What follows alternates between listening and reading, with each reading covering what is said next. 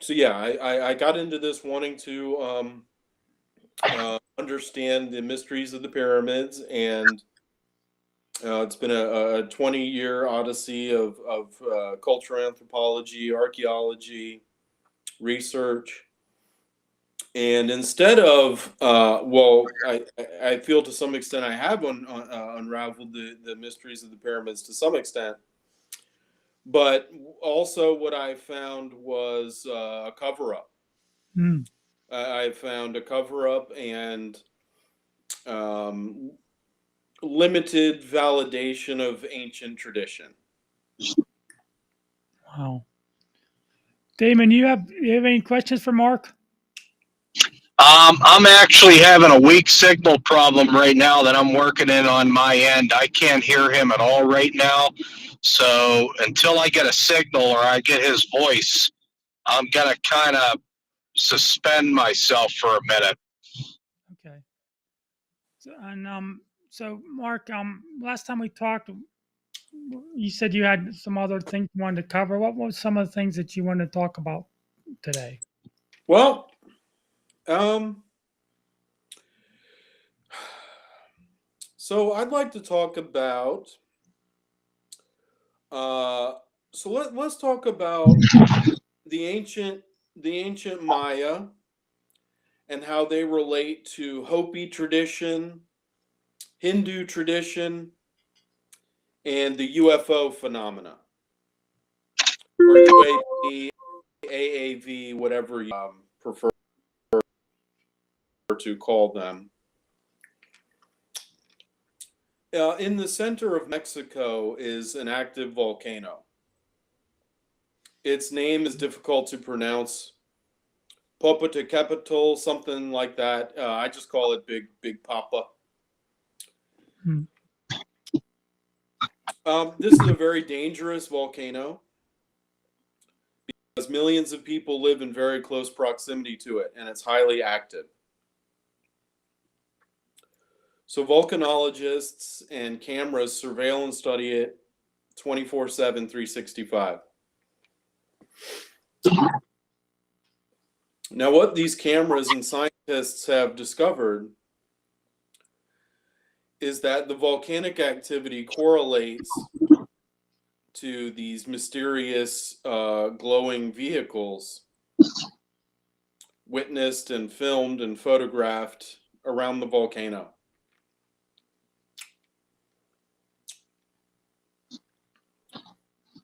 Wow. There's a more significance in regard to the ancient Mayan and pre-Mayan structures.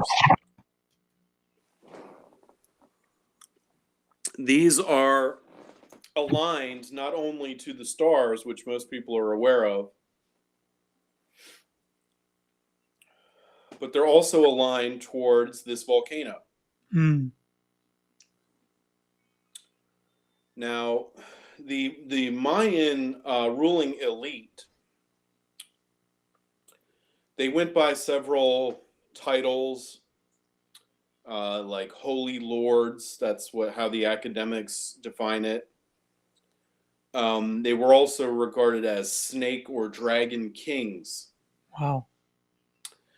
and they were believed to be the direct genetic descendants of a um, of deities, of underworld deities. The most prominent of which is Kukulkan. And Kukulkan was sometimes depicted as a man, but other times depicted as a dragon. Interesting. Right. Okay. So let's just table that for a moment. We've got we've got an active volcano. We've got anomalous aerial phenomena. We've got prehistoric dragon king human hybrid worship. Okay. Now let's just put that in the fridge for a moment and let's go over to ancient India. In ancient India, we likewise have volcanic geology. We've got pyramidal structures. And we've got in the Hindu scriptures like the Mahabharata, we've got the Vimana, which are likewise the flying vehicles of ancient hybrid kings. Furthermore, the Hindu have the tradition of the Naga. And the Naga are half human, half serpentine, anthropomorphic hybrid beings who live in the underworld and act as the guardians of the underworld. They were said to be very wise, very advanced. Okay. And let's keep in mind that the Maya and the ancient Hindu are separated by vast space and time. According to the mainstream narrative, they had no contact whatsoever. Wow. Now, I'm not saying that's absolutely true. I think there might be some degree of hyperdiffusion, meaning a culture that originated elsewhere and was transplanted vis-a-vis migration. But regardless, we have this thread of continuity between ancient Hindu culture and ancient Mayan culture. Okay. Now we can put that in the fridge too. Mhm. And let's move north and forward in time a little bit to the Hopi Indians of North America, Native Americans. So the Hopi have a similar tradition about a young boy who was very adventurous, my kind of kid. He wanted to know what was in the depths of the Grand Canyon. He wanted to explore the Grand Canyon to its termination. So he floated himself down the Colorado River, and according to the narrative, all the way down into the underworld, the nether realm, the subterranean ecosystem. Now, down there, he encountered the snake people, or the lizard people. Once again, we have this description of subterranean, anthropomorphic, reptilian human hybrids. Mm-hmm. Excuse me. So I'm sorry. Yeah, go ahead. So how did these hybrids how do they become in reality? How do they breed? Who breeds them? Well,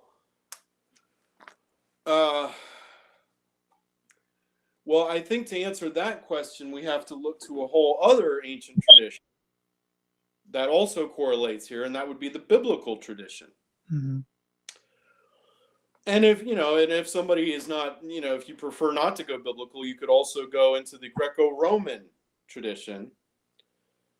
Both the Greco-Roman and biblical tradition recall that the earliest kings of history were, according to the Bible, calls them the Nephilim. Mm-hmm. And in Greco-Roman, they're just called the giants. And to answer your question, they are spawned by illicit interbreeding between non-human deities and mortal human beings. And these two, this interbreeding of two entirely different species yields these monstrous hybridizations. Damon, can you hear Mark? I can, vaguely. Okay. Do you have any question for Mark? Unfortunately, no, because I haven't really heard a lot of it because of his volume. For some reason, I can vaguely hear him. I don't know if it's me or one of you guys. I know you two got a good dialogue going on, but I really can't participate because I can't hear him. Okay, we were talking about the Nephilim and the giants. Do you have anything to add to that? Well, I think I vaguely heard him mention the reptilians and something about subterranean beings. In terms of the subterranean stuff, I've heard quite a bit of this over the years. Is this all over the world, or is it just namely in the United States, or are there other locations on the other continents where people are reporting the same phenomena? It's absolutely worldwide. I know he couldn't hear me because of the technical difficulties, but I was just saying how ancient Hindu culture, which is extremely ancient and extremely distant in terms of geographical distance, their tradition of the Naga goes way, way back. Likewise, you have ancient Sumerian, Greco-Roman, Nordic. It's absolutely worldwide. Absolutely. Maybe you'd like to relay some of that to him because he seems to be able to hear you Right. and not me. Yeah, he said that. Mark said it's absolutely worldwide. Damon. Okay, yeah, that was my curiosity with that. Extremely ancient and extremely worldwide. You may want to relay to him the Hindu Naga. You can just tell him Hindu Naga. Yeah, Hindu Naga. It's extremely ancient, and extremely worldwide. So I guess I'll just return to the Hopi. So this young boy of the Hopi goes down and he visits the snake people, and they shapeshift for him into reptilian beings. And because of his great courage, they respect him and they give him some knowledge and they send him along his way. And he returns to the Hopi with this knowledge of the snake people and other knowledge like agriculture. So now we've made this connection between the Vimana and the aerial phenomena of the volcano in Mexico, which, by the way, is contemporary. It's current. If we go up to the Hindu Naga territory, or I'm sorry, the Hopi territory, the Hopi also insist that these snake people are one and the same as the Mayan snake kings.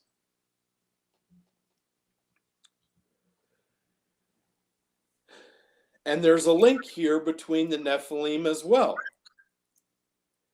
In the book of Samuel, the Nephilim descendants are described. I believe it's Samuel 21, for anyone who'd like to look it up. They're described as being giant in stature and having 6 fingers. This is also a common thread in Mayan iconography. For example, the stelae at Palenque are covered in snake kings who are of gigantic stature with 6 fingers and toes. Now let's jump to I believe it was I think 1920. Yes, 1920. Ralph Gideon discovers on Catalina Island quite a few skeletons of gigantic stature with 6 fingers.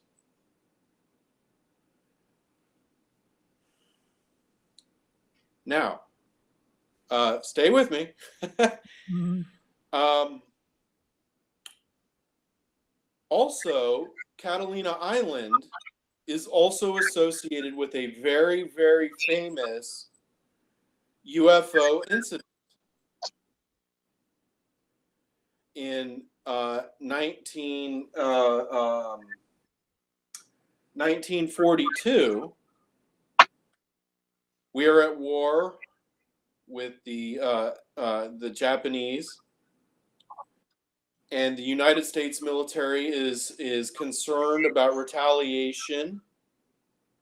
Another Pearl Harbor, basically, in Southern California. So they are on guard. They're guarding the skies of Southern California. And right near Catalina Island, they spot a fleet of enigmatic flying vehicles. Anyone can look up this incident. It's called the Battle for Los Angeles, in which U.S. armed forces fired upon these anomalous vehicles basically all night long. Wow. And they did no damage. They hit nothing. And then at some point, as it flew over mainland Los Angeles, they continuously fired on it, and then eventually they just disappeared. But these vehicles emerged very close to Catalina Island. One more element I'd like to add to that. Sure. Anyone right now can go on Google Earth and go down to Mugu State Park, Southern California, Santa Monica. Mugu Point State Park, and then go just off the coast of the state park into the ocean, and you will see where the continental shelf drops off is an enormous anomaly, an enormous geological submerged anomaly.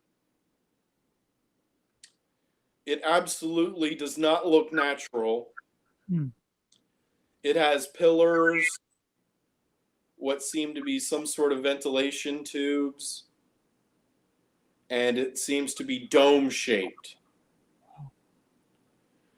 And this is a hop, skip, and a jump from Catalina Island. So I think has that been investigated yet with any sort of effort? Well, in 1934, an engineer by the name of George Warren Shufelt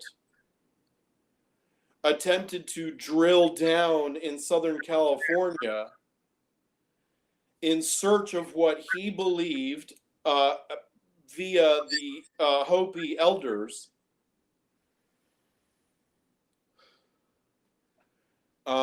he conducted a serious drilling operation to locate this subterranean complex, but he was unable to get down to the required depths, and he ran out of money. And there was no subsequent follow-up, to your knowledge. Well, I mean, this is pure speculation on my part,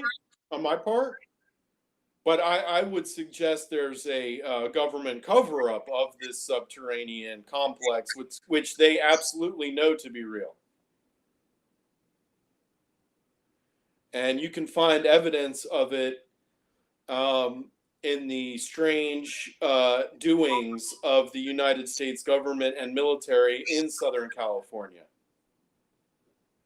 And not just Southern California, but really the whole Four Corners region. For example, the strange subterranean efforts at Denver International Airport. Yes. Yeah, they spent a really long time and a whole lot of money to supposedly renovating an airport. I don't think so. Wow. It doesn't really take, tens of millions of dollars and, whatever it was, a decade of time to fix up an airport. There's also some very peculiar art, if you want to call it that, in the Denver International Airport involving subterranean reptilian hybrids. There are giant pictures, and you can look it up on the internet. Giant pictures of reptilian beings, and there's like caption that is like a joke, like, "Sorry, the renovations took so long. Lizard people keep stealing our tools." Maybe they were. And people say, "Well, this is just a joke, Mark. Come on." Yeah. But you know what? This is very valuable foot traffic advertising space. Someone spent money to develop these posters or whatever pictures. And I really don't think that they spent that kind of money and that kind of valuable advertising space on a joke. Show me somewhere else where they're dedicating huge billboards or whatever to a joke. I don't think so. And certainly the joke, the Native Americans don't regard it as a joke. This is their sacred tradition. And the Maya certainly didn't regard it as a joke, as they sacrificed tens of thousands of human beings to these reptilian people. And the United States military didn't think it was a joke when they fired on these vehicles all night long. Mm-hmm. They didn't think it was a joke when they discovered crashed wreckage in Roswell, New Mexico. They took that very seriously. So I know they're lying. Right. I know they're lying when they try to portray it as a joke. That's actually a disinformation technique to ridicule people who come sniffing around the information you prefer they not know. You ridicule them. Notice how they did that with the entire UFO phenomena for decades. They did, yeah, until people got smart and started reporting it. Well, I don't know that people got smart. They suddenly decided to change their tune, and now it's a serious topic. Too much of it, yeah. So, they're liars. Right. So they have no credibility. So you think there'll be full disclosure in the works? You think Absolutely not. What do you expect from a pig but a grunt? That's true. They are never going to tell you the truth because they are in the business of oppressing you. Mm-hmm. And controlling you. That's right. So why would they reveal to you what they prefer you not understand? Although the truth will come to light, but it will not be because they decide they want to inform you. Right. They will simply grow tired of the charade. And once they have everyone securely locked in a one world, neo-pagan, androgynous, technocratic police state, which is common. It's absolutely coming, and it's not even a secret. It's part of their WEF agenda. Right. And, yeah, I definitely agree with that, Mark.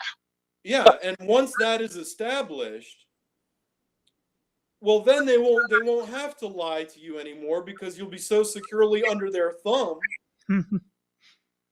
They'll be pleased to tell you that they worship demons, and they insist that you do as well.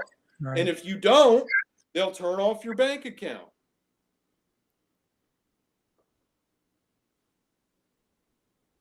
Right. And so basically, we are witnessing the fulfillment of prophecy. Mm-hmm. This one world demon No. police state was prophesied over 2,000 years ago by John of Patmos in the book of Revelation. Mhm. Damon, you have a question? Yes, I please. just have I have a very general two-part question, Mark, that I'm curious to hear your thoughts on or your understandings of it. I guess since we're primarily emphasizing these reptilians, the first part of the question is, to your understanding, I know you're referencing biblical text a lot, but is there something beyond that in terms of the provenance or origins of an oral tradition or written tradition where these things started to pop up in the common speak of the day, so to speak? And then my second point is, why are they here, and what's the premise? Like, what are they trying to accomplish? Okay. So once again, yes, the biblical tradition is just one of many. Again, we have the Hindu Naga, we have the Greco-Roman giants, and the Gorgons, and these various hybrid beings. We have the Mesopotamian Anzu, or I'm sorry, Abzu, which is the subterranean realm, which is inhabited. Again, we have the ancient Maya, we have the Hopi. We can go on and on. It's absolutely worldwide, and very ancient. This goes back thousands of years before the biblical text was even written. So, is it fair to say that our first evidence might be in the maybe in the ancient Hindu Vedas? Sure, the Hindu scriptures are so old we don't even know how old they are. So yes, I mean I don't know that I would say the Hindu is older than the Sumerian. The Hindu and the Sumerian are, in my opinion, sort of tied for extremely ancient. As to their purpose, well, they were worshipped as gods in prehistoric times. So their purpose is to subjugate humanity and dominate the planet, and to wage war against their non-human progenitors. So we Homo sapiens are essentially caught in the crossfire of a very ancient battle for this for this planet and the souls of humanity. And they were driven underground, literally, by this warfare with each other, warfare with their progenitors, and then later, and the environmental cataclysm, and then later the exploding populations of Homo sapiens. This all collectively drove them underground. What do you think their ultimate goal is, Mark? To enslave humanity. To enslave humanity and to defeat their progenitors. They wish to enslave us and utilize us as pawns in their war against the higher beings who are benevolent. Is that part of the reason why the people are being females are being taken up for breeding programs? Is that part of their plan as well? Yes, I would say so. The whole abduction phenomena is difficult to say. I know in some instances, I know people are abducted, but they never return, or they turn up dead. And I think that's about cannibalism. I think I know that they drink human blood. Mm, And okay, but in terms of the breeding programs, I have heard whistleblowers from the government say that that's a government psyop. But I don't know. I don't know. It would make sense that they would be interested in our genetics mm, and doing experiments so that they understand our genetic weaknesses and strengths. I don't know that they would be too terribly concerned with returning people, but yes, ultimately, I would have to say yes. mm.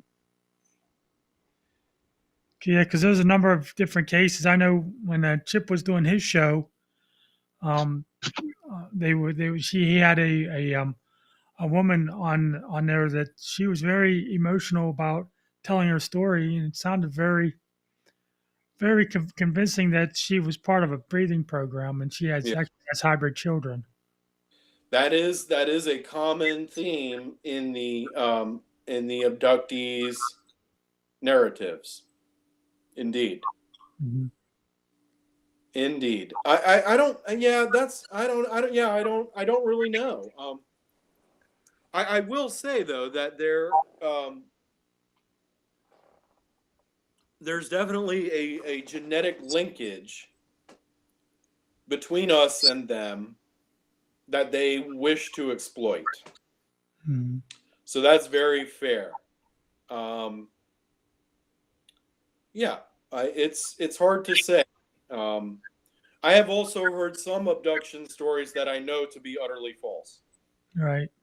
So, and then there are whistleblowers who say that they have inside knowledge that the government hoaxed abduction scenarios. Mhm. So it's a really tricky, and then to further complicate it, the national park abduction phenomena, I'm quite certain has nothing to do with, well, I wouldn't say nothing to do with interbreeding, but it's not sophisticated. They Mhm. snatch people primarily to abuse and ultimately devour them. And we can go deep. We can go deeper into that if you want. It's pretty gnarly, Yeah. um, but we can. I have really strong evidence for this. Wow. What about the when they chip their abductees? Because there's been a number of cases where abductees have been chipped. Yeah, I've researched some of that, and I just don't know where to come out on it. Um, I've I just don't know. Mhm. I really don't. I don't know what to tell you. I the my go-to researcher that I trust is Stanton Friedman. May he rest in peace. Yeah. Exactly. And Friedman didn't seem to commit very heavily to the abduction phenomenon. Now, maybe I'm wrong about that. I haven't read every word he's ever written. Um, yeah, the alleged experts who are proponents of the abduction and the chip thing, I'm just not convinced by their credibility. Right. I'm not saying it's not real. Hmm. I'm not saying that at all. I And absolutely could see how and why they would want to do such things. right. But I'm just not convinced entirely. Mhm. Again, please don't misconstrue that as I am discrediting this. I'm Right. not. Just me personally, I stick to what I have really solid evidence for, and while I know abductions occur, I'm not 100% sold on abduction. I'm not sold on the tag and catch and release Right. in a scientific fashion. Now, that could be. It could be. I'm just not sure. Damon, you have a question or concern or comment? Well, I was thinking about, well, what do you think about their terrestrial adaptability in terms of, I mean, presumably they've been subterranean for quite some time. So I guess the first thought I have is they have to be somewhat maladapted at this point in terms of terrestrial life. I mean, what are your thoughts on that? Are they kind of confined in a way? Or if not, what do we know about their ability to kind of manifest themselves out here on common ground with us, so to speak? That's a good question.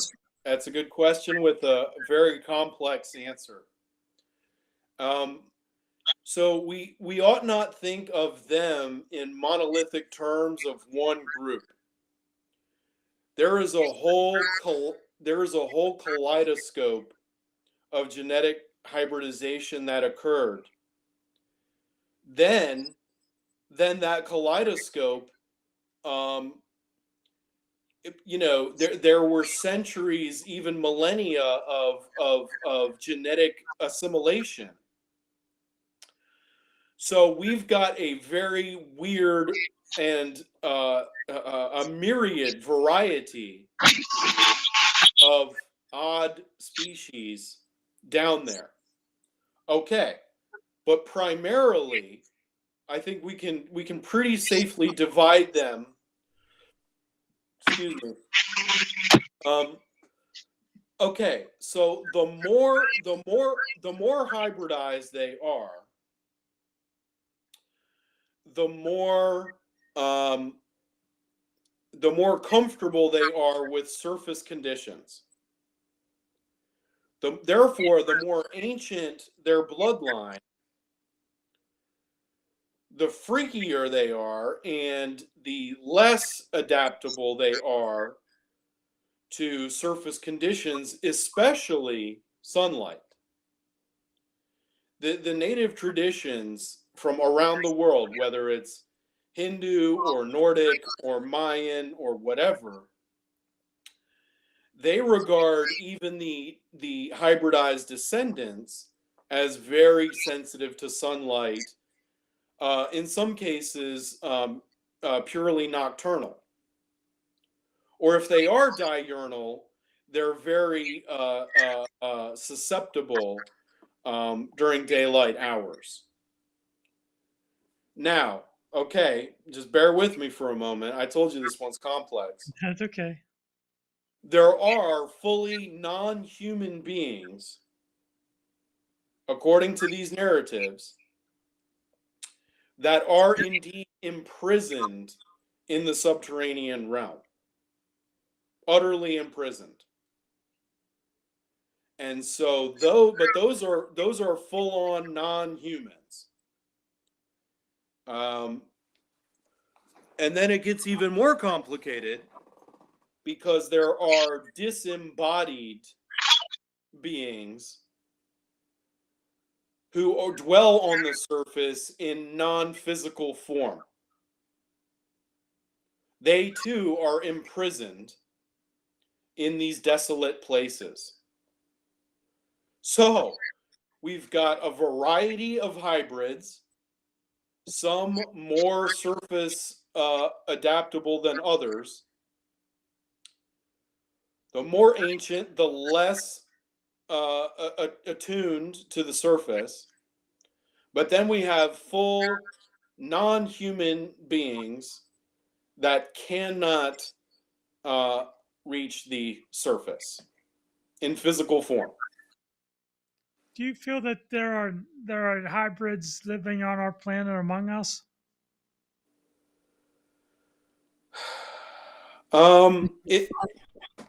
Yes and no. It's a little misleading to call them hybrids. Mm-hmm. That's why I use the term descendants. Descendants, yeah, okay. But absolutely, the theory that politicians and secret society types, this is where the entire concept of the divine right to rule comes from. Mm.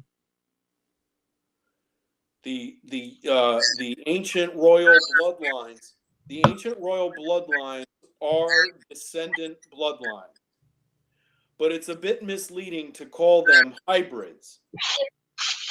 They're distant descendants, but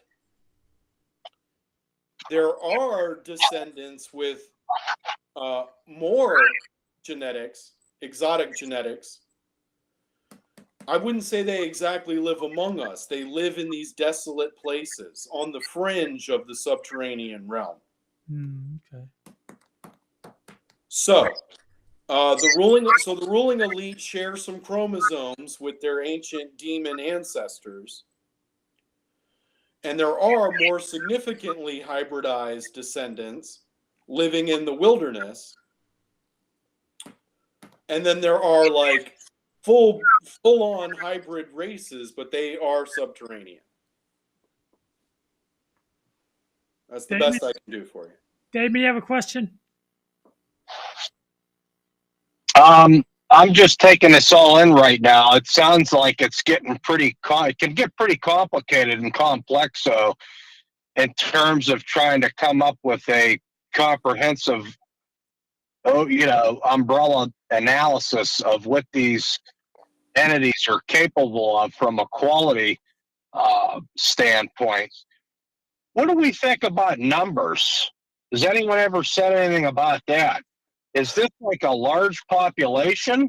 Is this something relatively small, like the size of, I don't know, the population of Egypt or something? Or do they rival us in terms of sheer mass, in terms of number of entities, relative to our 7 point whatever billion that we currently have?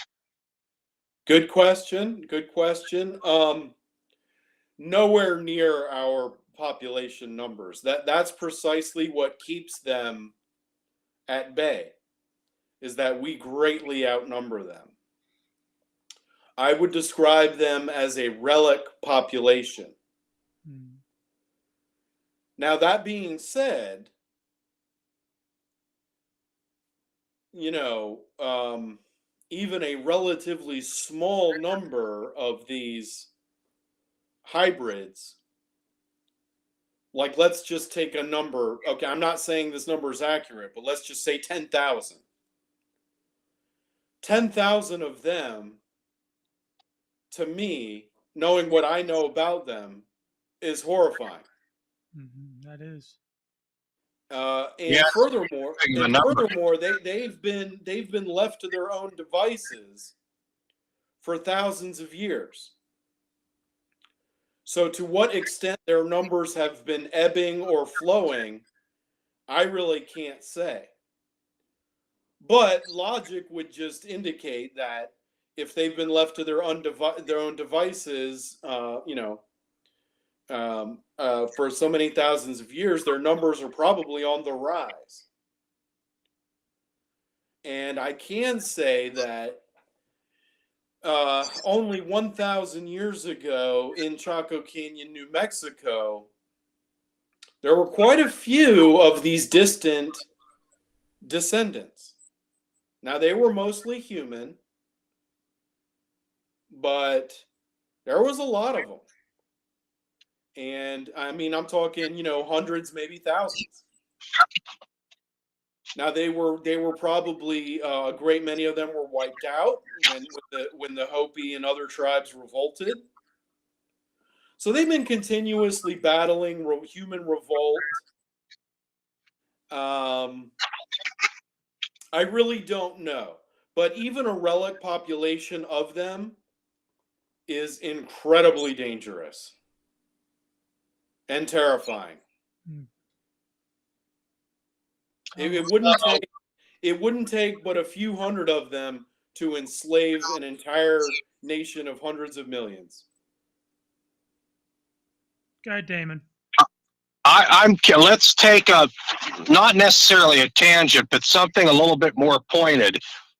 You mentioned their penchant or thirst for human blood. What is it about human blood or blood in general that's going on that these entities are desirous of? What is it about the blood from a quality perspective that makes it so desirous for them? Well, the answer to that has actually been trickled down to us through the culture and even into our mainstream culture. Just like the vampire drinks blood to, this is where the legend of the vampire comes from.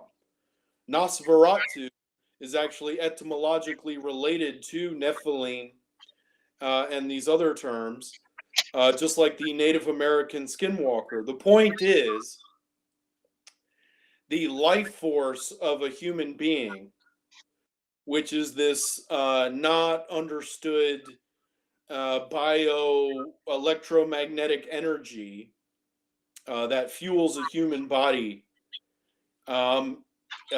is a drug to them. They have psychoactive effects and ritualistic spiritual effects, and it preserves their youth. Essentially, the life force of living things, they feed off of it. They enjoy it. They get a psychoactive buzz off of it, and it prolongs their life. And they absorb the spirit of whatever, their prey. Wow! So it's essentially it's an analog to our notion of vampirism, if you will. Absolutely. Absolutely.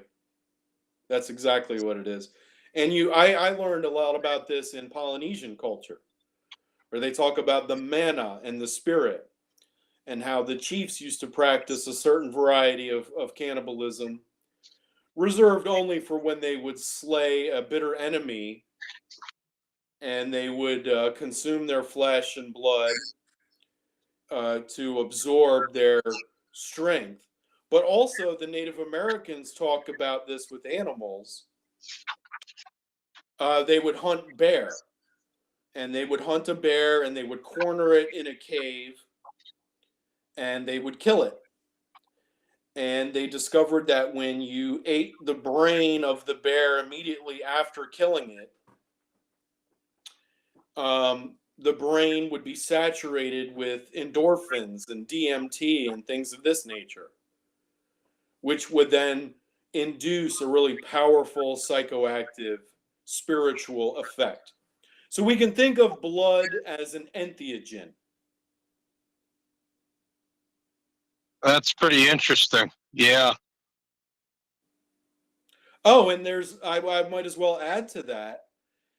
It's no coincidence that the ruling elite of today are so obsessed with cannibalism and sexual abuse of children. By the way, child's blood then is the most precious because it is laced with human growth hormone. You produce this hormone. We all know that you heal faster when you're young and so on and so forth. And so the blood of a young child is the most rich in this human growth hormone. Mhm. And this is exactly why European royalty was so fond of witchcraft and human blood. Take, for instance, Mary, Queen of Scots, who they called Bloody Mary because she was said to bathe in the blood of children to preserve her youth. And by the way, they're still doing it today. Wow. A lot of children go missing. A lot of Hollywood celebrities have African foundations. Madonna right now is under accusation for sexually abusing and abducting children from her African foundation. Wow. Oh, wow. I didn't know that. It's true. And she's not the only one. Well, she's the one being targeted right now. Right. But I'm saying she's not the only one Everyone's that has a really sketchy African foundation. Mm. Didn't you ever wonder why it was like a trend for celebrities to be adopting all these children from Africa? Yeah. It's not because they're such great people.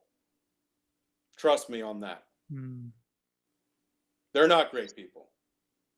They're Yeah. monsters. Pure exploitation. That's exactly what it is.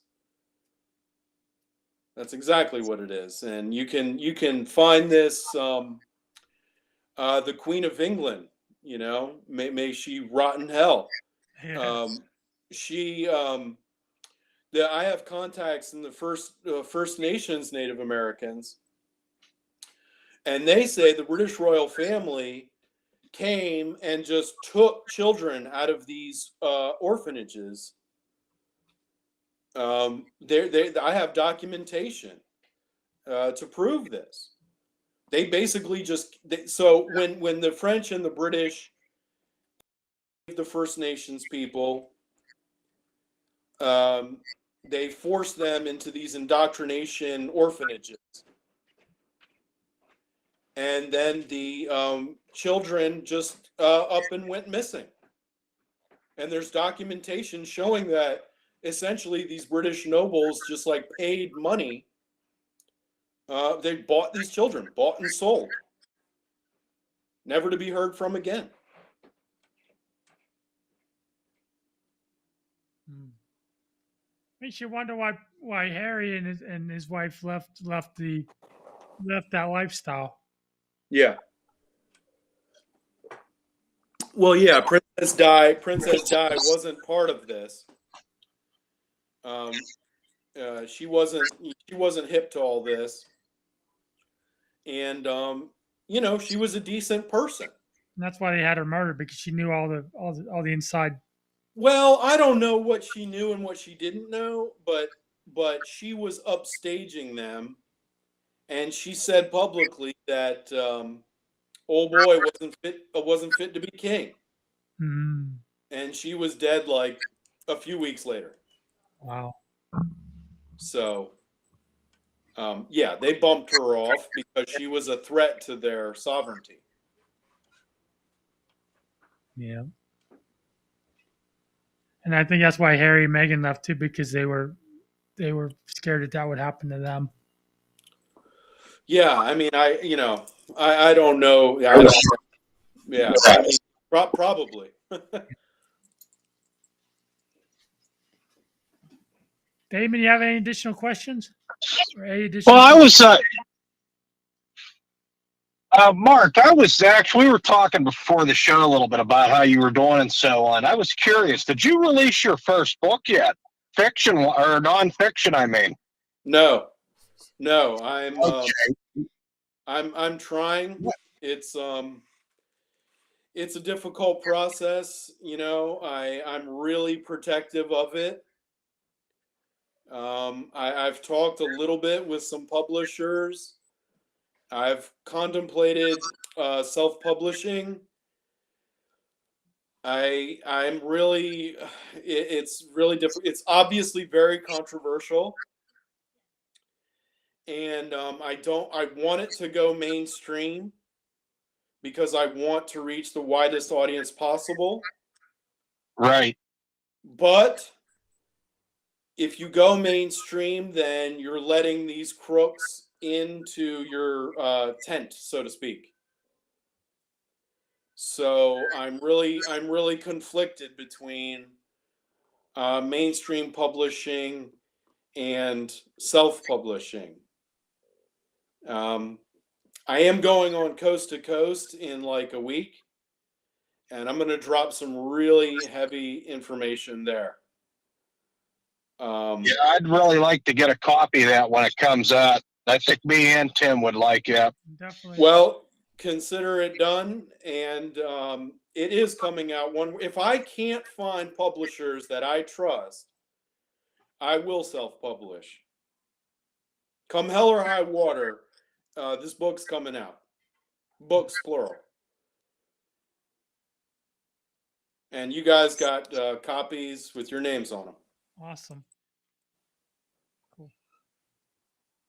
Oh, and since we're talking about that sort of thing, anybody who's listening, please, you can find more information on my Instagram account, which is called My Apocalyptic Chronicles. Or you can search up my blog. Oh, yeah, you guys would really like the blog. Check out the blog. It's markacarpenter.com. So it's myname.com, markacarpenter.com. And the books, although not released yet, there is a science fiction version, Paradigm Lost, and then a nonfiction version, The Nephilim Theory.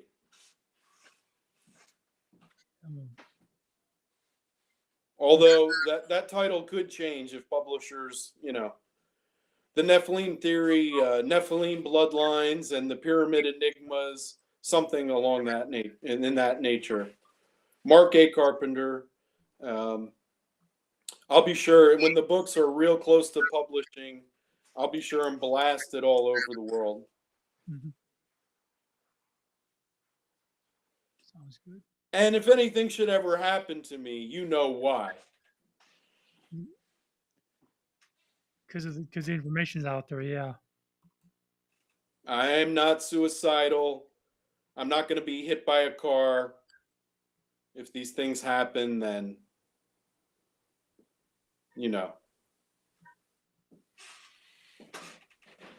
Any questions? Comments? Now I'm just real excited. I'm excited for when you do come out with your first nonfiction publication, your book. That's why I kind of had the conversation before we went on air. I was just curious to speculate where you were in that process. Well, you can get a good sneak peek on the blog. And hey, I don't know what if you guys ever run into anybody who has contacts in that world and you think they might be trustworthy, please let me know. I have been recommended a couple publishers and I haven't reached out to them yet. So this is why I'm doing these podcasts, is to build an audience for the book, to help my cause. So we'll see. It should be really soon. Definitely, I would say that's great news. Yeah, I appreciate it. I appreciate the excitement and interest. I really do. Mark, what do you think's going on at Skinwalker Ranch? What do you think's behind all the activity there? Everything we just talked about. Hmm. There is a passage to the underworld in New Mexico. I would like to say, this clown Travis, Yeah, and the little circus that the 3-ring circus that he presides over, it's a psychological operation. yeah, it is. Their purpose is to desensitize the public by misconstruing these hybrids as misunderstood or benevolent alien interstellar refugees. Mm-hmm. They're not. Don't buy that hype for a minute. And don't think that the billionaire, whatever his name is, Bezos, or the other one, Yeah. And this Travis clown and the guy like Snake or whatever he calls himself. Yeah, that security guard. What was his name? Tom or something? It's not worth remembering. Don't worry about it. These people are all government agents. Mm-hmm. There's a reason why them clowns won't come on my show, because they know they're full of crap. Well, History Channel approached me. Oh yeah. History Channel approached me, and they wanted me to be on one of their programs, and they wanted to feed me a script. They wanted me to jump through hula hoops on television and read their narrative. Mm, And furthermore, History Channel is owned by the Disney Corporation. exactly. Yeah. And the Disney Corporation was founded, of course, by Walt Disney, but it was financed by the Central Intelligence Agency.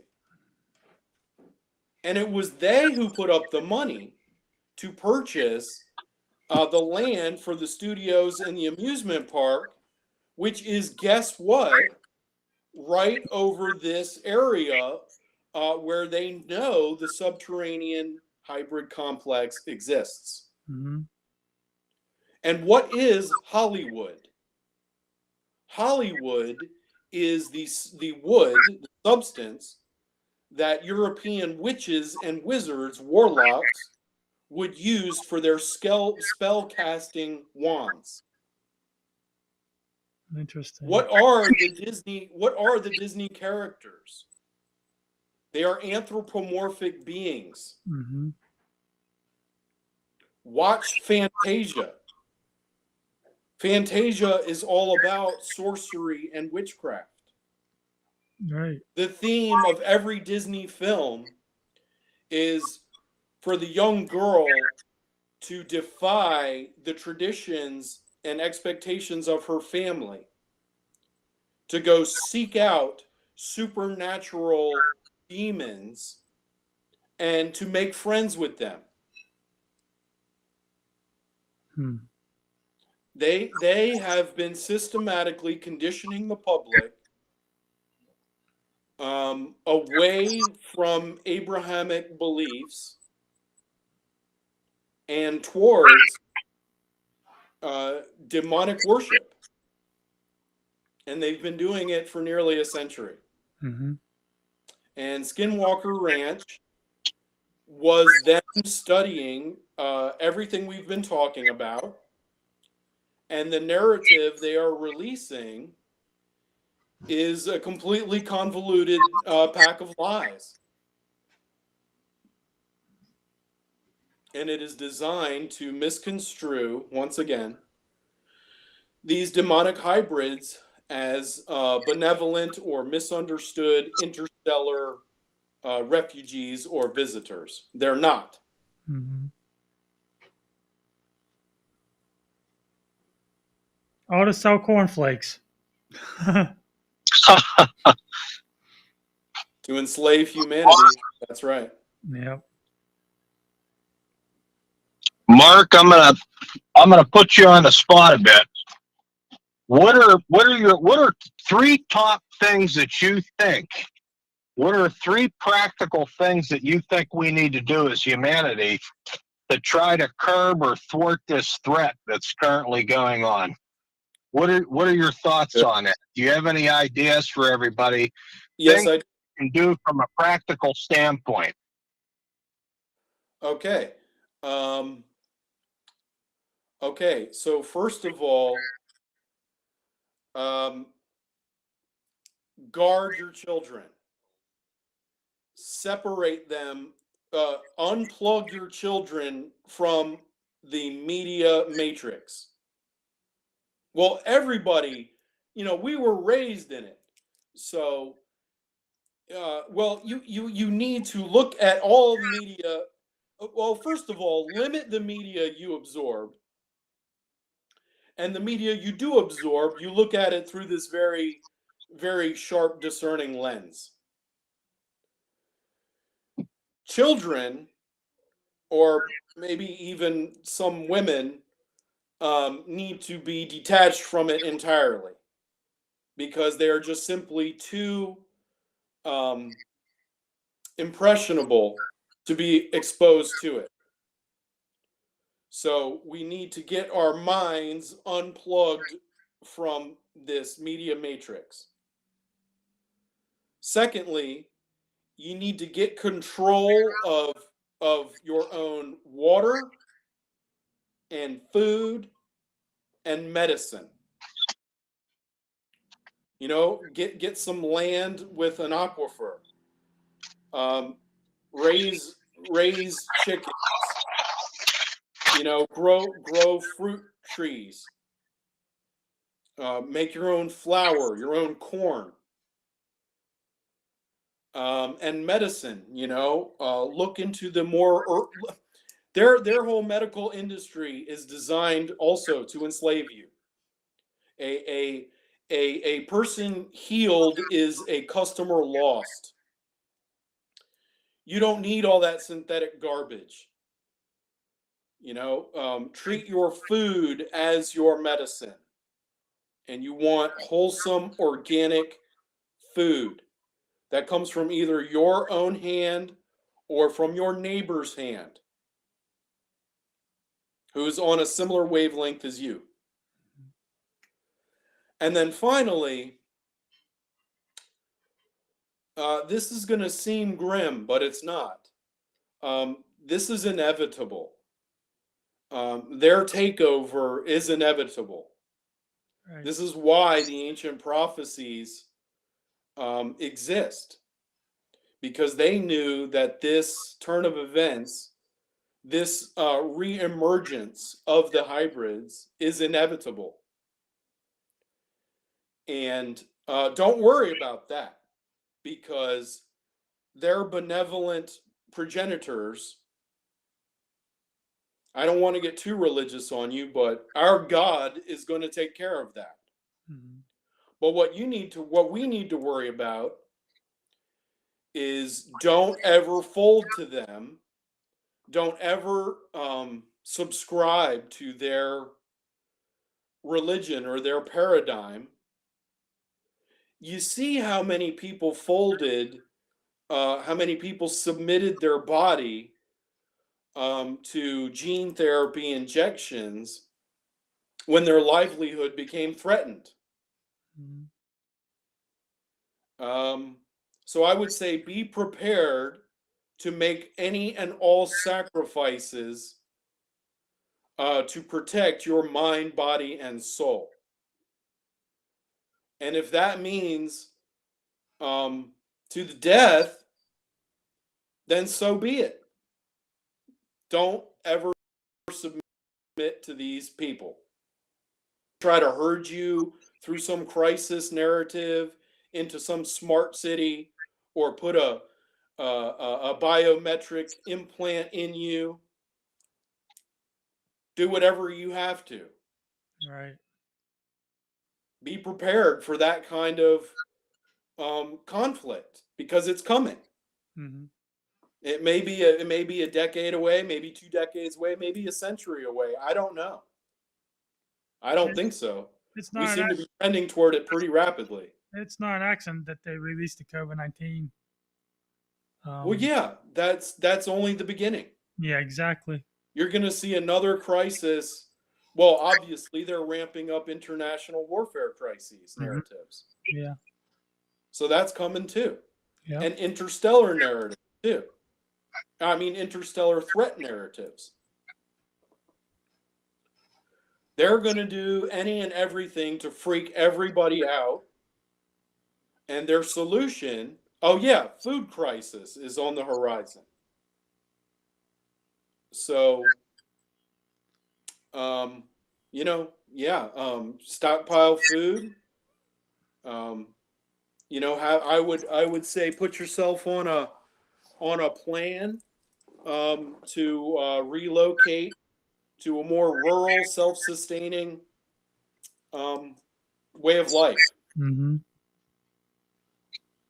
The rural revolution. Let's go. Yeah. There's a reason why people started to live off the grid. There's a reason why people are doing that now. Yeah, I highly recommend it. Mm-hmm. Although, don't think that you'll be safe there, though. Because it's not, I say detach from the system, and by all means do so. But, that may not, the whole world ultimately will be engulfed by our civilization gone malignant. And that's okay. because civilizations, like human beings or like a star, they're born, they grow old, they become corrupted, and they die. Mm-hmm. And that's where we are in our civilization's life cycle. We've grown old and corrupted, and it's time for it to die. Right. And that seems bleak and grim, but it's not, because I believe in the prophecy. Mm-hmm. I don't really believe, because believe indicates doubt. Right. I actually know it to be true. And the downfall of this civilization is not to be feared. Mm-hmm. It's its time to go. And the downfall of this civilization signals the emergence of a new, innocent, and holy civilization, and the return of the Messiah. Mm-hmm. And it's okay if you don't believe that, but I would just submit to you that I would just encourage people to read the book of Revelation with all these things in mind, Mm-hmm. and listen to what I have to say on Coast to Coast, I'm looking because forward. I have quantifiable, verifiable information that vindicates the Revelation prophecy. Mm-hmm. And I'll reveal that here. I'll come back here next time and we'll talk about it. Sure, that'd be great. But actually, I think that's a good place to wrap, fellas. I got to roll. All right. It's been great having you on the show, Mark. It's been really I great. really appreciate it. And just one more time, My Apocalyptic Chronicles on Instagram and markacarpenter.com is the blog. And I will be on Coast to Coast May 27th, the night of May 27th, 28th. Thank you again. And your blog is markacarpenter.com. Is that correct? Correct. Okay. Damon, you have any closing comments or concerns? Sure. Yeah, it's absolutely. Yeah, I think it's been a pleasure talking with you a second time here in a short period of time, Mark. To recapitulate that last question, I totally agree with you. I think that an emphasis or focus on food, media, and technology are what people should be thinking about in terms of whether or not to let these things encroach or become a little bit too invasive in their lives right now because of the tactics that are being employed. But I agree with you 1,000%. I'm looking forward to your book coming out eventually. I'm going to try to keep in touch with you to see when that date release actually takes place. I'll be looking forward to it. No problem. Yeah. Please feel free to subscribe to the blog, and you guys can email me directly. Oh, and one more thing. For anybody watching, I have a Patreon attached to the blog and Instagram. Please support me and my colleagues in our efforts. We are fighting an uphill battle, and it is completely altruistic. We don't do this for money or fame. We do it for you. I personally have sacrificed a great deal. You might see these diplomas up here. I do see that, yeah. Yeah. I sacrificed a career to do this. So we really need support. The lowest contribution is $1 a month. I'm poor and I can afford $1 a month. Mm-hmm. Think about the stupid things you spend $1 on. Yeah. A month. It's definitely worth it to have people like myself and my colleagues out there beating the bushes, bringing the real information to the public. It's the only reason we do this. So please find it in your heart and your wallet to pitch in whatever you can, $1 a month minimum. It means the world to us, and it enables us to bring you better content and hold retreats, which we're looking into doing, guided tours to ancient sites, things of that nature. And we would even like to eventually pool money together to create sanctuaries, to buy land and prepare for these things. Because you don't procrastinate on things like this. Right. These people who seek to enslave us are 100 steps ahead of us. They have unlimited resources. And they're not worried about paying mortgages and things like that. So we really need your support. I appreciate you guys having me on. Thank you so much. Shoot me an email anytime. Please subscribe to the blog and Patreon. Awesome. Again, that's mark8carpenter.com. And you'll be on Coast to Coast when? The 27th of this month. Well, it's the night of the 20th, so technically the 28th. Like late night, 27, 28. Awesome. All right, Mike, thank you so much for coming on. It's been great talking to you and catching. Thanks, guys. You're welcome. Thanks, guys. All right. You take care now. Mark. All right, thanks, Mark. See ya. See you. Good night. Hey, Tim. Yeah.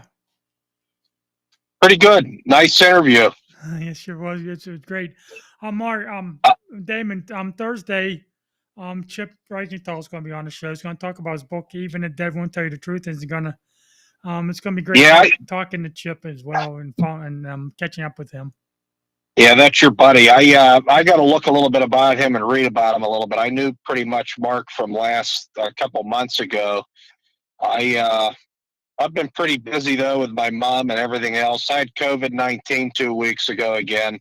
Oh no. I was pretty sick for a good 2 to 3 days, but I recovered well. But yeah, it's fun. Yeah, I'd like to get back over the house at some point soon. We get another Tuesday interview to see you and your mom, and yeah, things are good. Yeah, we miss you over here. We haven't seen you in a few weeks, so it'd be good to catch up with you as well. Did you read that book I gave you, The Four Agreements? I did start on. Yeah, it's a very interesting book. Yeah, it's an interesting book. Simply wrote too. I mean, it's a soft read, so to speak. It's pretty absorbable. So you got to get some more interviews, Tim. Yeah, I'm working on it. I'm working on it. Sure. That's good. I can't wait. It's been fun so far. Starting to get into a little bit of a rhythm. I will say the audio, I think he had a problem from his end. Okay. Because I could only make up about 40%. Wow. So it was tough for me to Q&A because I was just taking bits of information and filling in the voids. Yeah, I tried something new this week. I have my phone connected to my soundboard here, and I brought the stream in through Restream to go live on the server and on YouTube. So it worked out pretty well. Other than you're barely not to hear him, but he can hear you real good. Okay, that's good at least. Well, that was a good show. Yep. Well, I guess I got to get back to the kids, and I'll talk to you soon in a couple days. Okay. Yeah, you'll like Chip. I think you'll get a kick out of him. He's pretty well rounded. You. Yeah. Pretty fun guy. That's good. Yeah. So you'll get a kick out of him. Sure. Sounds good. All right, Tim. Have a good night. All right, Damon. Good catching up with you again. Yep, you too. I'll talk to you soon. All righty. Bye-bye. Bye. Well, folks, that was Mark Carpenter and co-host Damon. Well, folks, we're going to get off the air here, and be sure to tune in Thursday as I welcome back my friend and former co-host Chip Reichenthal. Good night, everybody. Have a great night.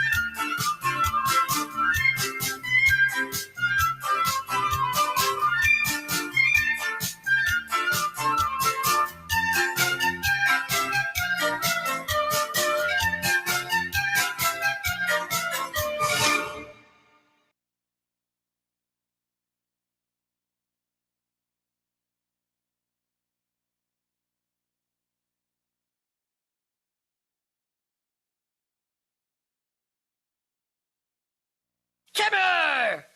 Ah! Timmer! Level out, Timmer! Timmer! Timmer! Timmer! Level out, Timmer! Timmer! Timmer! Timmer! Timmer! Timmer! Timmer! What was that? I don't know, man. Timmer!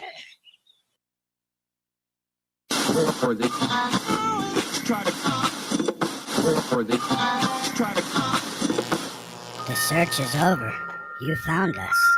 You're listening to The Last Frequency. Don't forget to hit the donate button on the way out. That will help The Last Frequency stay on the air. Just go to lastfrequency.com and send some good frequencies our way. Or take advantage of one of our subscription levels designed to help fund what is free for all. The Last Frequency Radio. Frequencies everywhere. I want to tell you where you can get your hands on some really good designer face masks and tees. Oh yeah, we've got our own line, but let me tell you about another one. All right, and you could go, well, first off, not only can you get your face mask, but you can get bumper stickers too. Oh yeah, put those babies on the back of the car, put them wherever you really want, and stick them up and let people be aware that The Last Frequency is here. If you go over to lastfrequency.com and scroll down to the bottom of the webpage, you will see on the right-hand side a banner with a UFO on it, and it has, well, it's linked up. You click on that banner, it'll take you over to the website for your purchases of these fantastic bumper stickers, these masks, and, well, everything your little heart desires. It's all right there. So go on over to thelastfrequency.com and click on that banner. You're listening to the VARA Network. Hey, frequencies of all walks of life. Keep up with all things TLF Radio by joining our mailing list. Go to the bottom of the homepage and fill in the form. You'll get everything from guest info and show info and other important station-related information. So sign up now. Frequencies around the world. Listen up. The shop is here, and you can order TLF radio swag right now and show your friends and neighbors you're awake by wearing one of our many shirts, including our Let's Go Brandon shirt. That one is a hot seller, so get yours while supplies last. We have coffee mugs, clocks, so never miss your favorite shows, books, mouse pads. Just go to thelastfrequency.com and click the shop link. That's thelastfrequency.com and get to shopping. A lot of people are concerned about the future. Join the club. Global problems are having local consequences. Too many of them. Take food shortages, for instance. Supply chains could break down at any moment, as we've all learned the hard way. That means now is the time to get yourself some emergency food from our good friends at My Patriot Supply. They're America's largest preparedness company with millions of happy, well-prepared customers. Their food lasts for up to 25 years in storage. It's an insurance policy you can eat. When you need it, it will be there. Those who know what's coming are using today to prepare. Click on the banner on our website at www.lastfrequency.com and just click on that My Patriot Supply banner and get yourself prepared for whatever may come. The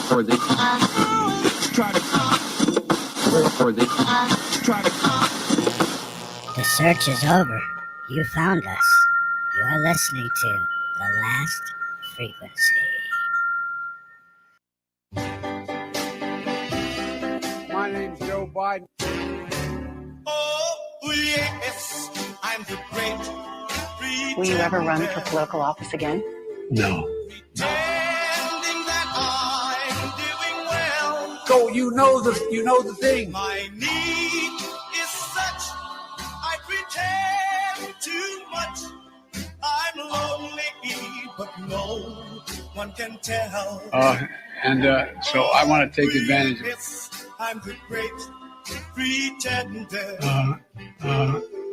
adrift in a world of my own. I keep forgetting I'm president. I play the game, but to my real shame, you've left me. Lion, dog, face, pony show. I keep forgetting I'm president.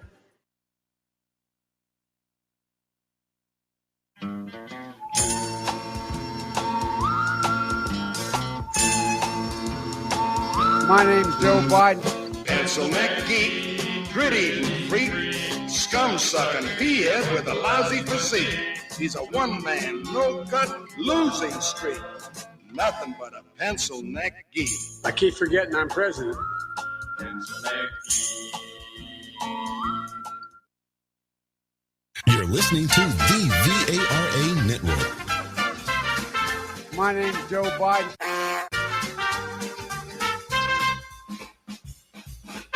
My name's Joe Biden.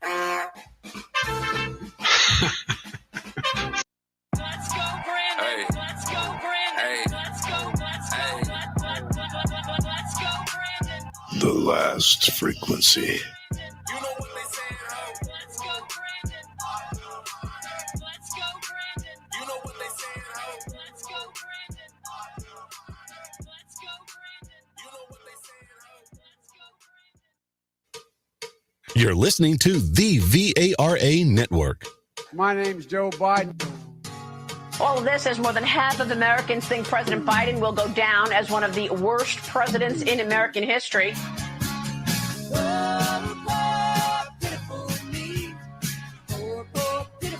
I keep forgetting I'm president.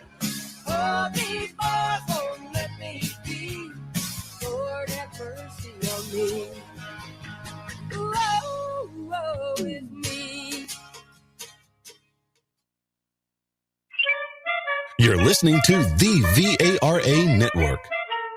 My name's Joe Biden. No man has a right to raise a hand to a woman. And so we have to just change the culture and keep punching at it and punching at it and punching at it.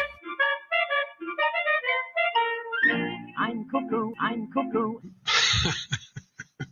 Just when I came to the United States Senate 120 years ago, I promise you, the president has a big stick. I mean, he has made clear that, my name's Joe Biden. I keep forgetting I'm president. I keep forgetting I'm president.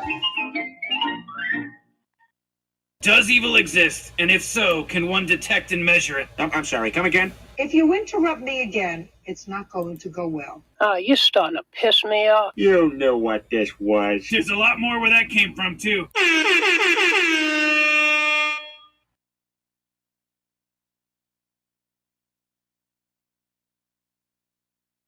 Hey, frequencies of all walks of life. Keep up with all things TLF Radio by joining our mailing list. Go to the bottom of the homepage and fill in the form. You'll get everything from guest info and show info and other important station-related information. So sign up now. You're listening to the VARA Network. Do you have a troll, or maybe a group of trolls acting like moles trying to dig up dirt and make you just look stupid? Well, if so, introducing Troll Spray, industrial strength, designed to remove unwanted trolls from message boards, threads, blogs, YouTube videos, and much, much more. So if you need a can of Troll Spray, please call 1-800-1234. That's 1-800-1234 before midnight tonight, and we'll double your order. That's 1-800-1234. All major credit cards are accepted. Call 1-800-1234 before midnight tonight. If you don't, it may all be gone.